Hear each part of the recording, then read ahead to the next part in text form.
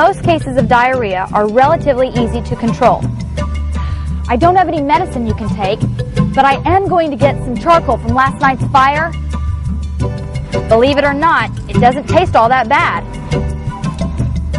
Diarrhea can be harmful to you out here because it can make you really dehydrated. The only way you can combat this is by drinking lots and lots of water. A couple of teaspoonfuls of charcoal should help you get back into control, okay?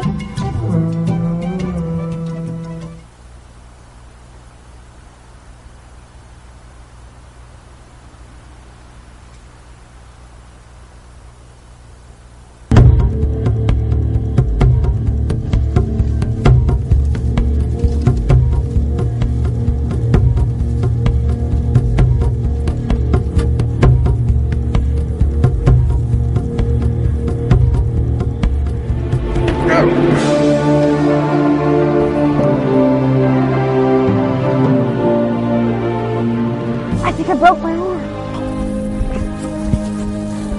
Are you sure? No, I'm not sure. It might be a sprain or a strain, or I might have dislocated it. Well, what's the difference? It really doesn't matter what the difference is, because the results are the same out here. They all cause pain and swelling, and they make you not want to move it or use it. Well, maybe I could help set the bone back. Hold on. No way! First of all, we don't even know what I've done to my arm. And second of all, if it is broken, you should never try to set a fracture or reduce the dislocation. That is a job for a professional. We just need to immobilize this injury and reduce the pain I'm feeling right now. And try not to do any more damage than what's already been done. Okay, so what do you want me to do? I'm going to need you to take your belt off. Huh? Your belt. We're going to use your belt to make a sling. Hand, arm, and shoulder injuries can be immobilized sufficiently with a simple sling. You can use belts, rope, pieces of clothing, anything that you can use to form a loop around your neck that will support the damaged arm. With a little patience, you can make a sling with one hand. But fortunately, I have you to help me out. Can you help me out?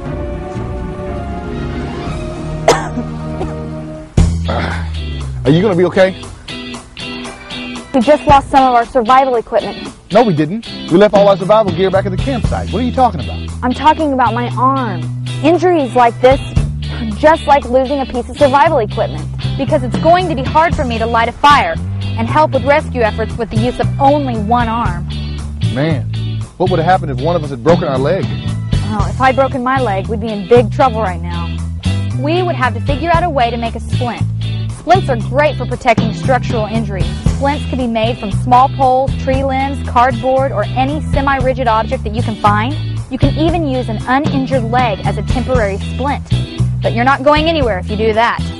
So I could go over there, get a couple of limbs and put them together, and that would be a splint? No, you'd need to put more work into it than that. You would want to put a little padding in the splint to prevent painful pressure or abrasions. You can use cloth strips, tape, but don't try using any cord or twine, because you might end up restricting your circulation. You just want to tie the splint in place with plenty of snug knots. If you have any cuts or wounds, you need to make sure that they are treated before applying the splint. So what's the point of a splint anyway? Splinting is to immobilize the joints above and below the injury. And if that's not possible, a splint should just prevent any movement in the injured area. And if you've hurt your foot or ankle, be sure to keep your shoes on for support.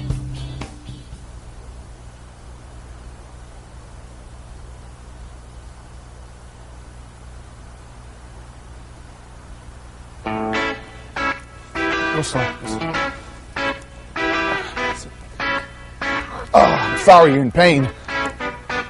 My arm really hurts when I move it this way. Well, don't move your arm that way. You're exactly right. The pain is telling me I shouldn't move my arm like that. Pain is our body's way of reminding us that we need to a certain part of our body. Under normal conditions, this is a good thing. But when our life depends on our ability to deal with problems out here in this survival situation, we may have to ignore that warning.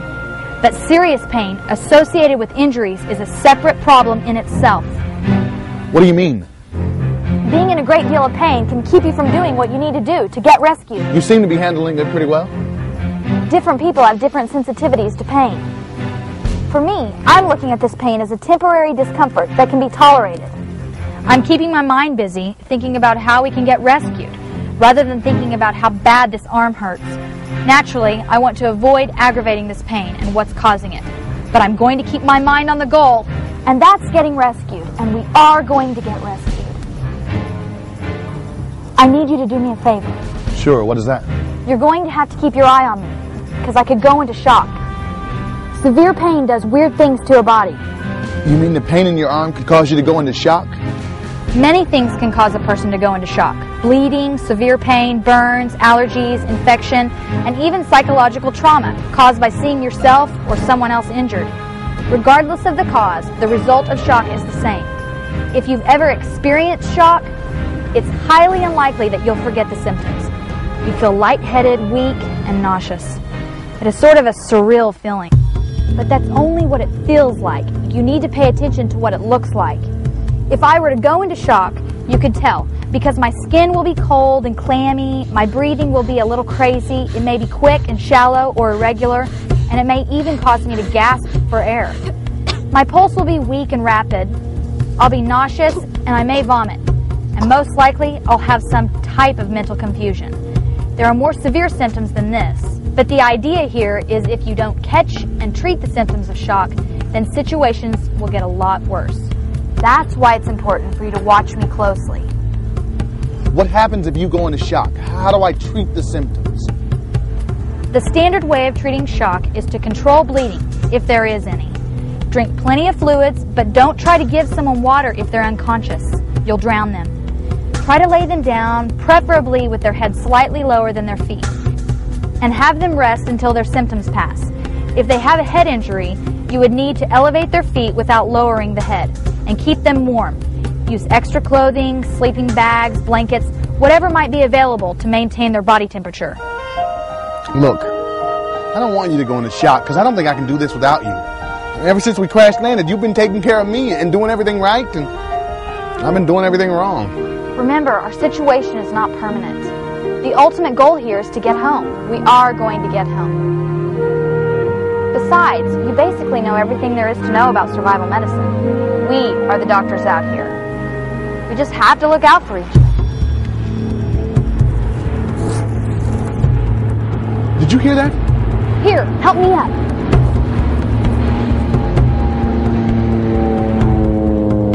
Quick, get the flare gun.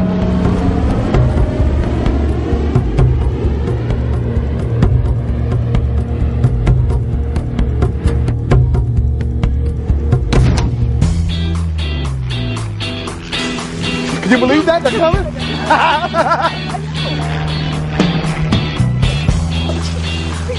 I told you we could rescue. Yeah, right there, right there. Yeah, oh yeah. Flare gun, they'll get flare gun. I know, I'm so proud of you.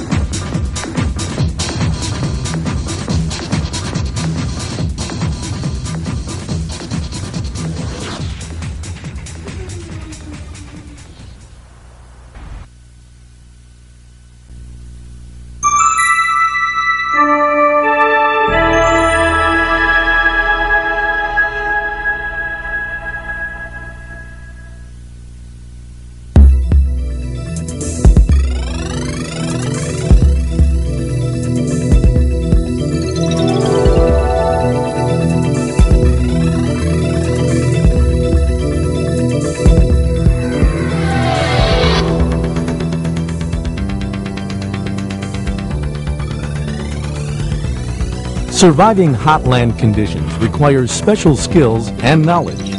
This program will acquaint you with survival techniques for the hot land environment. 1/5 of the Earth's landmass is desert terrain. There are more than 80 named deserts on Earth, but we must not confine our perceptions of hot land environments only to desert terrain. Deserts are defined as those areas which receive less than 10 inches of rainfall per year. Deserts generally fall into one of three categories: sand, rock, or salt. A desert may be a combination of any or all of these. But a hot land area does not necessarily mean a desert area. A hot land environment can exist wherever there is excessively high temperature with little or no water available.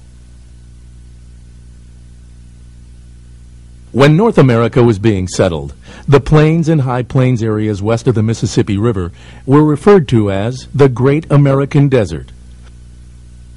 Although there are plenty of waterways and there is precipitation in this vast area most of the year, the summer months are quite arid. This condition creates a hot land environment during those months.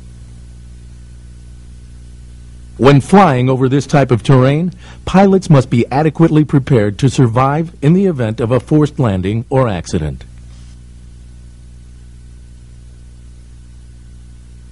Let's begin by looking at the topographical surroundings you'll encounter if you find yourself in a hot land survival situation.